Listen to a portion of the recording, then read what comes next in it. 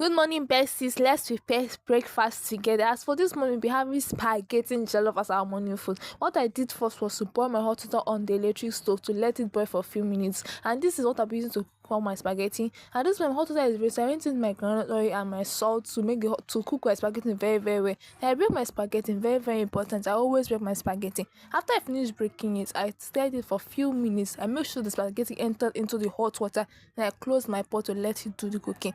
At this point, my spaghetti is ready to be washed. So I stirred it for a few minutes. Then went ahead to wash it away. Then I poured it directly into the sieve. Then I laced my pot. Then placed my pot back on the electric cooker for it to dry for a few minutes. When I'm very sure my pot have dried up very, very well, I went in with adequate amount of groundnut oil. Then a little pinch of salt. Then my already onions that I already chopped. Then my tomato paste, patty jello. See, I'm just advertising the tomatoes for this food. Better leave them better recognize me.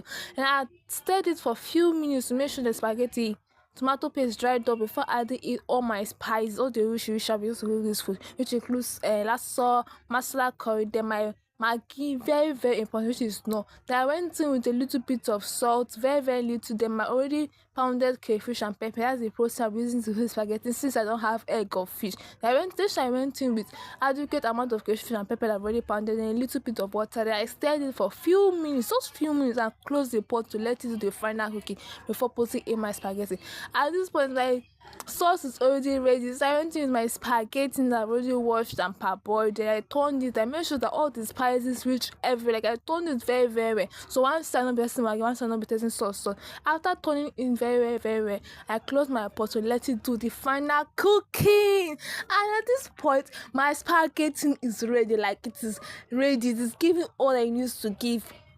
It was a banger. Like I so much enjoyed this food, and I should I have to taste it now. Person that cook must chop, and trust me, can use whatsoever to download this food. But me, I made use of cold water. Thank you. Bye. Thanks for watching.